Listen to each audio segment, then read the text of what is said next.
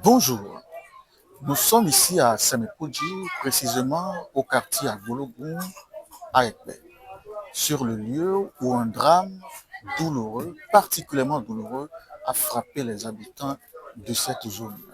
Il s'agit de l'effondrement d'une latrine. Un enfant de 5 ans a perdu la vie. Nous sommes avec un grand-parent de cet enfant, de cette victime, le pépé de cette victime. Alors pépé, bonjour. Bonjour. Comment vous allez? Mina Dogungbe abi. na dogugwe. Bon, nan loyin bon. Merci na cherani. Puisque vite sin vie, vite tout temps sin vie, vite nyonou sin vie. Et quand va vacances au compter. Quand vacances au compter, on faisait beaucoup de vacances. Puisque il y a bien rentré de filles au compter. Mais papa est un peu pour ma casse au corps. Ni à fond le pot mercredi, à fond ouais, t'as le dijoti. Mbe gofon boyo mama eto mo mi lo hole le bo do zesin. Bodo some bo bon konte. Bodo wa video lo mi le din sunu e. O na odo ko ya ton jeje. Bodo bon konte. Bodo dedo atadoji. Dadoro e ka koro o probendo. Mi do na kwito do. E ma e aba e ma to fo na. Àwọn po enwe. Donc edo dedo. Nyegba ko lo li o to do taleme. Bon, nous avons 35 minutes, 40 minutes. Donc, il y a des bodos qui sont fi, sont le pognon de peau, ouais, à ta doigt, pour gona fi, qui sont fi la peau. Donc, au début, nous mais le pognon, mais autant, ouais, j'étais. Mais bodos tout est, dans les bodos tout est, puis c'est, nous, tiens, location, mais ouais. Donc, le ouais, j'étais. On vite l'ordre, vite c'est fi l'ordre. Mi ma tele gble. O si le na do by toilet o so se na vinyon me holo. Bo wo do by toilet. Non de wo je te son da do jo. De mo agbe ton sunu de ro hodo. Oro do ede o. Ma te kun wa da do by fi. Me me o le bi o to me po mi po bo ni bu e bi public yi. Malheureusement no mettez tant qu'on ton ko yi me ho. Mais go me ho e yi no ni pere. À peine 11 ans là ouais dido non mi occupé wo je nko mi aru wo ba e lo to awe ko ju eri mo amu tai ton to eri aforaka alo ti wa ja foro yi mi ajan de obligé mi de classe o mi ade ton mi dépêcher o e chrome bo la una bo ya club bo mi ze to ko tonvi lo non pour ma fin et le moto mi quand je me laisse mo so il a bu et placé oxygène et placé ne appareil c'est voilà mais ni ma so pour ça On a mis le sous de l'autre job, moi, namite, na la mamitonte, et tellement to yo amito flint.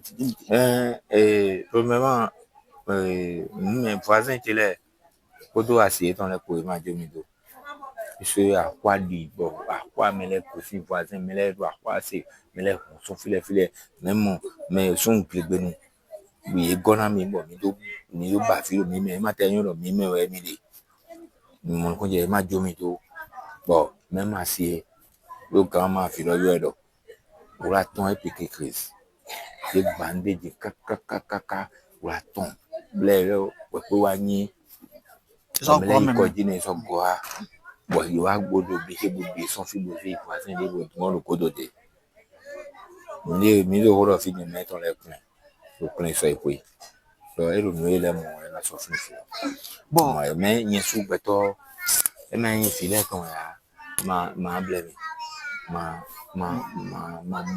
moire et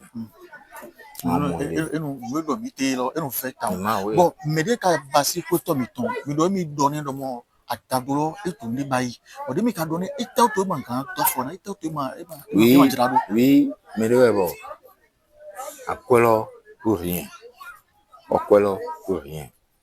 Mais gbede no do ni no me je gbede go. Na wa ime. Mo ko je go.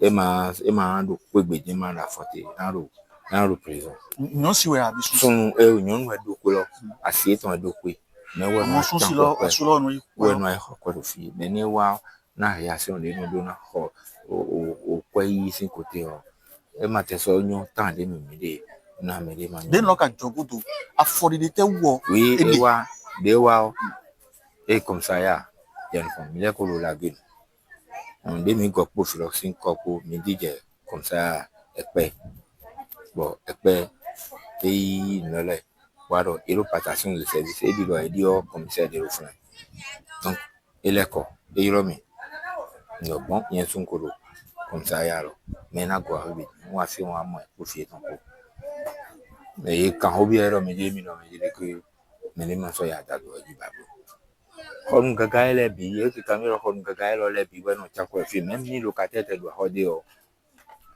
et un bleu et le quoi il est un nuit de que nous y non mon de pe bon pourquoi ma ngamba da do de do me dire me ma ye de devu e blow a ma blow devu we to do mi yi nkan me e ka pe akosu ka pe agara bo do mo adona itolo hu bona su entre bona do mere ma so ye ji ba blow no ha ma blow donc argument te din de nero e no red do so me bo yi ko yo e kan me to bi ale na donc e ro ha ru bi je bo e ko no le wa ba e blo ko sa ba ya kan obi ono ndo oblige o wọ́n á gọ̀ pé dòdò jìràdó ọmọ ìwé jìràdó lóun náà kò gbélé lẹ́mìí àbúgbọ̀n ní aṣọ àdúgbò ìwé náà wọ́n á mú parán rẹ̀ ní òkú ọ̀dọ̀ kàkà tó kà fẹ́ sọ à ní ìdísínlẹ̀ tó ń tẹ̀lé wọ́n á ní ìgbọ̀dọ̀ ní ilé bí ìjọba ní ẹ supporté nínú rẹ̀ nílò sẹ́kọ̀ yìí nílò nínú rẹ̀ ṣe fi dé mẹ́ bọ̀ káyà kòlóbótó ó bẹ̀ mẹ́lẹ́sẹ̀ yìí bọ̀ ìyẹn sọ̀rọ̀ yìí. Ouais, bleu non boy il fi on sort de cacao il va go faire du Madame, monsieur, vous l'avez compris, il s'agit d'une latrine qu'on peut qualifier de rudimentaire qui s'est effondrée. Ils étaient 3 enfants là-dessus. Finalement, la dalle qui couvre cette latrine a cédé soudainement sous les pieds de ces enfants et 2 se sont retrouvés dedans. Un a réussi à s'échapper avec beaucoup d'habileté. Eh bien, les 2 autres, on a tenté de les sauver. Le premier a été sauvé. Le premier, âgé de 11 ans, a été sauvé. Le second, âgé de 5 ans, n'a pas pu être sauvé puisque, eh bien, il s'est retrouvé au fond des défécations. Il s'est retrouvé au fond de cette déjection, eh bien, la tête plongée totalement dans cette déjection. Il s'est fait qu'il a rendu l'âme sur le coup. Les parents de cet enfant, principalement eh bien, le pépé, auprès de qui il est pour juste un moment de vacances, eh bien, s'est retrouvé dans la consternation. Le problème fondamental que ce parent pose, c'est que tout le quartier, pour ne pas dire tous les locataires de cette maison, savent que eh bien, cette latrine, dit-on rudimentaire, s'est déjà affaissée. Mais le propriétaire avisé, le bailleur informé, eh bien, a négligé la situation.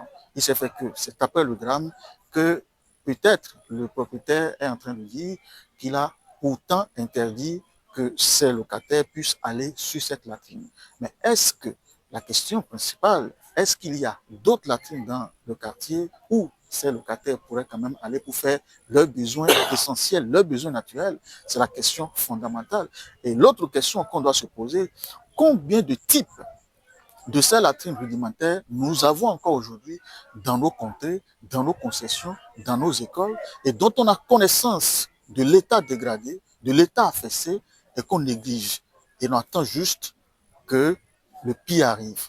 Il faudra justement que tous ceux qui sont responsables en matière justement de ces infrastructures, de ces installations, que ce soit les citernes, que ce soit les puits, que ce soit les latrines, etc., puissent quand même savoir qu'il y a plusieurs vies en jeu et on doit pouvoir eh bien, les réparer quand il le faut.